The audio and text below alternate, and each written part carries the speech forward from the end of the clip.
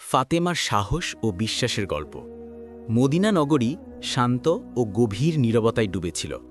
প্রতিটি গলি ছিল জনশূন্য এবং ঘরগুলোর দরজা দৃঢ়ভাবে বন্ধ ছিল। কিন্তু এই শান্তি ছিল এক চাপা অস্থিরতা এবং অপূর্ণতার গুঞ্জরণে ভরা। সেই নীরবতার গভীরে দাঁড়িয়ে ফাতেমা তার তাহাজ্জুদের নামাজ শেষ করেছিলেন।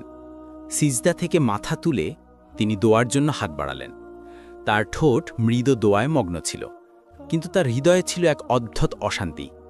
তার ভেতরে এক অবদ্ধ ভয় কাজ করছিল। ঠিক তখনই দূর পাহাড়ের দিক থেকে এক প্রচণ্ড গর্জন ভেসে আসলো। এটি ছিল একটি সিংহের দাহাড়, কিন্তু সেই রাতের গর্জন স্বাভাবিকের চেয়েও বেশি তীক্ষ্ণ ও বিচলিত লাগছিল। ফাতেমা তার চোখ খুলে আকাশের দিকে তাকালেন। এক গভীর ভাবনা তাকে ছুঁয়ে গেল। কোনো কঠিন পরীক্ষা কি অপেক্ষা করছে? মদিনার কাছাকাছি যে পাহাড়ি অরণ্য ছিল, সেখানে প্রায়শই হিংস্র পশুর আক্রমণ ঘটত। রাতের বেলায় সেদিকে যাওয়ার কথা কেউই সাহস করে ভাবত না। সেই অরণ্যের অন্য প্রান্তে একটি ভাঙাচোরা কুটিরে বাস করত সালেহা। তার কোনো পরিবার বা সমর্থনের উৎস ছিল না, আর তার জীবনযাত্রার কোনো অবলম্বনও ছিল না। অনেক রাত তিনি উপোস করে কাটাতেন, কিন্তু শহরের লোকেরা তার অবস্থা সম্পর্কে প্রায় কিছুই জানত না, বা ফাতেমাও জানতেন না তার কষ্টের কথা। পরের দিন সকালে ফাতেমাকে কোনো কাজে তার পিতা হজরত মোহাম্মদ সাল্লাল্লাহু আলাইহি ওয়াসাল্লাম এর বাড়িতে যেতে হতো। তিনি একাই বাড়ি থেকে বের হলেন। যখন তিনি দরজার কাছে পৌঁছলেন, তখন হঠাৎ তার পা থেমে গেল, যেন তার চলার শক্তি আপনা আপনি বিলীন হয়ে গেল। তিনি কয়েক মুহূর্ত সেই দরজার সামনে স্থির হয়ে দাঁড়িয়ে থাকলেন। ফাতেমা দরজার কাছে থেমে ভেতরের কথাবার্তা মন দিয়ে শুনতে লাগলেন। প্রিয় পিতা হজরত মোহাম্মদ সাল্লাল্লাহু আলাইহি ওয়াসাল্লাম তার কয়েকজন সঙ্গী নিয়ে কথা বলছিলেন। তার কথায় স্পষ্ট দুশ্চিন্তা ফুটে উঠেছিল। হজরত মোহাম্মদ সাল্লাল্লাহু আলাইহি ওয়াসাল্লাম বলছিলেন, ওহে আমার সঙ্গীরা, তোমরা কি জানো যে মদিনার সীমানার কাছে সেই পাহাড়ের ওপারে জঙ্গলের ধারে এক সালেহা নামের বিধবা থাকেন? তার স্বামী ইসলামের পথে শহীদ হয়েছেন। তিনি খুবই দরিদ্র। তিনি ভীষণ কষ্টের জীবনযাপন করছেন এবং আজ 2 দিন ধরে অনাহারে আছেন। আমাদের অবশ্যই তার কাছে খাবার পৌঁছে দিতে হবে। তার পাশে দাঁড়ানো আমাদের ঈমানের অংশ। এই কথা শুনে সঙ্গীরা নিবেদন করলেন, হে রাসূল, আমরা অবশ্যই সেখানে যেতে চাই, কিন্তু সেই সালেহার বাড়িতে যেতে হলে ভয়ঙ্কর অরণ্য পার হতে হবে, আর আমরা শুনেছি যে সেখানে খতরনাক হিংস্র পশুরা ঘুরে বেড়ায়। তখন হজরত মোহাম্মদ সাল্লাল্লাহু আলাইহি ওয়াসাল্লাম বললেন, ভয়ের কোনো কারণ নেই। হিংস্র পশুরাও আল্লাহর সৃষ্টি, তারাও সর্বদা আল্লাহর জিকির করে। যে ব্যক্তি আল্লাহর নাম নিয়ে বের হয়, তার কোনো ক্ষতি হয় না। এই বাণীগুলো ফাতেমার হৃদয়ে গভীরভাবে রেখাপাত করল। তার চোখ থেকে নীরবে অশ্রু ঝরতে লাগল। তার মনে একটি ভাবনা জেগে উঠল, আমার আব্বাজান যখন একজন অপরিচিত বিধবার ক্ষুধা ও কষ্টের জন্য এত চিন্তিত, তখন তার মেয়ে হিসেবে আমি কি করে পিছনে পড়ে থাকতে পারি? তিনি আর কিছু না বলে দরজা থেকে সরে গেলেন। তিনি ভেতরে প্রবেশ করলেন না, কাউকে অভিবাদনও জানালেন না। তার পা নীরবে পিছনের দিকে ঘুরে গেল এবং তিনি নিজের বাড়ির দিকে আবার রওনা হলেন। তবে এবার তার মনে ছিল দৃঢ় সংকল্প যে তিনি কিছু একটা করবেনই। আসলে ফাতেমার হৃদয় ছিল অত্যন্ত কোমল। যখন তিনি শুনলেন যে এক বিধবা নারী 2 দিন ধরে ক্ষুধার্ত, তখন তার মন ভেঙে গেল। তিনি দ্রুত নিজের বাড়িতে ফিরে আসলেন। বাড়িতে পৌঁছানোর সাথে সাথে তিনি চুলা জ্বালালেন। তিনি নিজ হাতে 2টি রুটি তৈরি করলেন। তার সাথে কিছু খেজুর নিলেন এবং সেগুলিকে কাপড়ের টুকরায় বেঁধে প্রস্তুত হয়ে গেলেন। ঠিক যখন তিনি বাইরে বেরোতে যাচ্ছিলেন, তখন দরজা দিয়ে তার একজন আত্মীয় আয়েশা ভেতরে প্রবেশ করলেন। তিনি সালাম জানিয়ে বললেন, হে ফাতেমা, আমি তো তোমার সঙ্গে দেখা করতে এসেছি, কিন্তু তুমি কোথায় যাচ্ছ? ফাতেমা জবাব দিলেন, মদিনার সীমানার বাইরে পাহাড়ের কাছে জঙ্গলের ধারে এক বিধবা নারী থাকেন। তিনি 2 দিন ধরে অভুক্ত। আমি তাকে খাবার দিতে যাচ্ছি। এই কথা শুনে আয়েশা বিস্মিত হয়ে বললেন, তুমি একা সেখানে কিভাবে যাবে? সেই পথটা তো বিপজ্জনক। জঙ্গল পার হতে হবে এবং সেখানে হিংস্র জন্তুদেরও ভয় আছে। ফাতেমা তখন মৃদু হেসে বললেন, তুমি কি জানো না যে এই পৃথিবীর সব কিছুই আল্লাহর সৃষ্টি? জঙ্গলের পশুরাও আল্লাহর পবিত্রতা ঘোষণা করে। যদি তোমার নিয়ত পবিত্র হয় তবে আল্লাহ নিজেই তোমার হেফাজত করেন। এই কথা বলে তিনি তপ্ত রোদে ঝলসানো বালির পথ ধরে সেই মরুভূমির দিকে হেঁটে চললেন। তার পা ধীরে ধীরে এগিয়ে চলছিল। কিছুক্ষণের মধ্যেই সূর্য পশ্চিম দিকে হেলে পড়ল। আকাশের আলো ম্লান হতে থাকল। পশুরা তাদের আশ্রয়ের দিকে ফিরতে লাগল। হরিণের পাল দ্রুত তাদের লুকোনোর জায়গার দিকে ছুটল। অন্যদিকে হজরত মোহাম্মদ সাল্লাল্লাহু আলাইহি ওয়াসাল্লাম তার একজন সঙ্গীকে বললেন, তুমি যাও, সেই সালেহা মহিলাকে খাবার দিয়ে এসো। কিন্তু সঙ্গীটি মাত্রই উঠতেই যাচ্ছিলেন, তখন রসুল হেসে বললেন, হয়তো তুমি জানো না, ফাতেমা তো ইতিমধ্যেই বেরিয়ে পড়েছে। এই কথা শুনে আরও একজন সঙ্গী সেই একই পবিত্র উদ্দেশ্য নিয়ে জঙ্গলের দিকে রওনা হলেন। এদিকে ফাতেমা অচেনা আর নির্জন পথে জঙ্গলের দিকে যাচ্ছিলেন। তিনি একা ছিলেন, কিন্তু তার পদক্ষেপে কোনো দ্বিধা ছিল না। অন্যদিকে সেই সঙ্গীও জঙ্গলে প্রবেশ করে ফেলেছিলেন, কিন্তু কেউই একে অপরের উপস্থিতির কথা জানতেন না। রাস্তায় ফাতেমা একটি অদ্ভুত অনুভূতি পেলেন, যেন কেউ তার পিছু নিচ্ছে। মাটি নীরব ছিল, কিন্তু বাতাসে একটি নড়াচড়া অনুভব হচ্ছিল। তিনি থেমে পিছনে তাকালেন এবং দেখলেন একটি বিশাল সিংহ নীরবে তার পিছু পিছু আসছে। সিংহটি কাছে চলে আসলো, কিন্তু ফাতেমার মুখে ভয়ের কোনো চিহ্নই ছিল না। তিনি স্থির হয়ে দাঁড়িয়ে থাকলেন এবং সিংহের চোখের দিকে শান্ত দৃষ্টিতে তাকিয়ে বললেন, হে জঙ্গলের সিংহ, তুমিও আল্লাহর সৃষ্টি আর আমিও। আল্লাহ তোমাকে শক্তি দিয়েছেন, কিন্তু আমাকে দিয়েছেন তার পথে চলার দৃঢ় সংকল্প।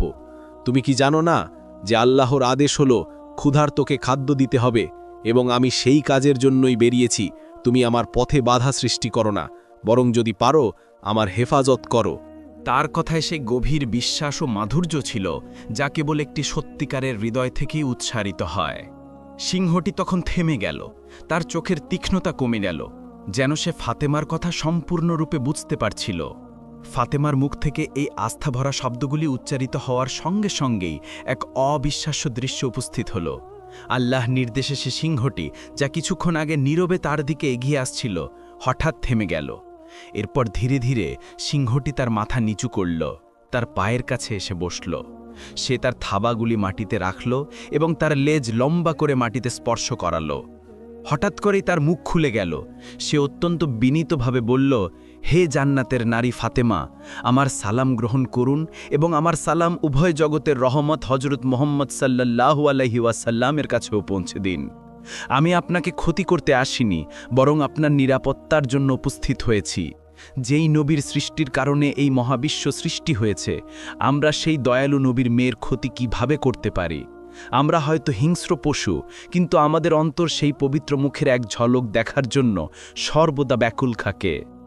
ফাতেমা তখন মাথা নিচু করলেন, সিংহটির দিকে একবার তাকালেন এবং তার হৃদয়ের গভীরে আল্লাহ প্রতি কৃতজ্ঞতা প্রকাশ করলেন। ঠিক সেই সময় দূরে থাকা সেই সঙ্গী, যিনি জঙ্গলে প্রবেশ করেছিলেন, এই সম্পূর্ণ দৃশ্যটি দেখছিলেন।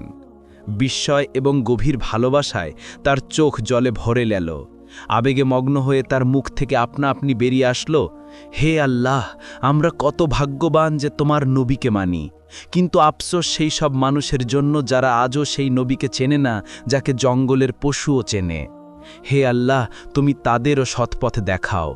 সেই সঙ্গীর চোখ থেকে অশ্রু ঝরতে লাগল এবং তিনি আনন্দের সাথে মদিনার দিকে ফিরে চললেন, যাতে হজরত মোহাম্মদ সাল্লাল্লাহু আলাইহি ওয়াসাল্লামকে এই ঘটনা জানাতে পারেন। এদিকে ফাতেমার যাত্রা চলছিল। সেই সিংহটি এখন তার অনুসরণ করছিল। নীরবে তাকে রক্ষা করতে করতে, পথ পরিষ্কার করতে করতে সে তাকে জঙ্গল পার করিয়ে সেই সালেহা বিধবার কুড়েঘরের কাছাকাছি নিয়ে যাচ্ছিল। তারপর ফাতেমা জঙ্গল পার করে সেই সালেহা বিধবার কুড়েঘরের কাছাকাছি পৌঁছলেন। কুড়েঘরের ভেতরে সেই সালেহা তার প্রভুর কাছে প্রার্থনা করছিলেন, হে আল্লাহ, এখন 3 দিন হলো আমার চুলায় আগুন জ্বলেনি, ক্ষুধা আর সহ্য হচ্ছে না। হে আমার রব, তুমি তো রহমতের সাগর, তুমি কোনো উপায় তৈরি করে দাও। তার প্রার্থনা তখনও সম্পূর্ণ হয়নি। ঠিক সেই মুহূর্তে দরজায় আঘাত পড়ল। তিনি চমকে উঠলেন। দরজার পেছন থেকে তিনি জিজ্ঞেস করলেন, কে? দরজার বাইরে থেকে একটি নরম কিন্তু স্পষ্ট এবং বিশ্বাসপূর্ণ কণ্ঠস্বর আসল, আমি ফাতেমা, হজরত মুহাম্মদ সাল্লাল্লাহু আলাইহি ওয়াসাল্লামের মেয়ে। এই কথা শুনে সালেহার চোখ খুলে গেল। তিনি আত্মহারা হয়ে দরজা খুলতে ছুটলেন। যেই ফাতেমা ভেতরে প্রবেশ করলেন এবং খাদ্যের সামগ্রী সামনে রাখলেন, সালেহা তাকে দেখে কেঁদে উঠলেন। তার চোখের জল থামার নাম নিচ্ছিল না। কাঁদতে কাঁদতে তিনি বললেন, হে আল্লাহ, আমি জানতাম যে আমার রব আমাকে একা ছেড়ে দেবেন না। আমার বিশ্বাস ছিল যে তিনি কোনো না কোনো ব্যবস্থা অবশ্যই করবেন। হে ফাতেমা, তুমি শুধু মানুষ নও, তুমি সেই নারী যার মর্যাদার কথা স্বয়ং আল্লাহ তাআলাও বর্ণনা করেছেন। ফাতেমা তখন মাথা নিচু করলেন, সালেহার মাথায় হাত রাখলেন, তাকে সান্ত্বনা দিলেন, তারপর কোনো প্রশংসা বা অহংকার না করে নীরবে ফিরে আসার জন্য রওনা হলেন। ফিরে যাওয়ার সময়ও সেই সিংহটি তার সঙ্গী ছিল। পথের নিরাপত্তা নিশ্চিত করছিল যেন এক বিশ্বস্ত প্রহরী। ঠিক সেই সময় জঙ্গলের কাছে এক পশুপালক, যিনি প্রতিদিন সেখানে তার ছাগল চড়াতে আসতেন, তার ছাগলগুলোর পেছন পেছন চলছিলেন। তিনি যখন এই দৃশ্য দেখলেন যে একটি সিংহ এক মহিলার সাথে সাথে চলছে, অথচ তাকে কোনো ক্ষতি করছে না, বরং সুরক্ষিতভাবে তার সঙ্গে যাচ্ছে, তখন তিনি আশ্চর্য হয়ে গেলেন। তিনি সঙ্গে সঙ্গে ছাগলগুলোকে একপাশে দাঁড় করালেন এবং মনোযোগ দিয়ে দেখতে লাগলেন।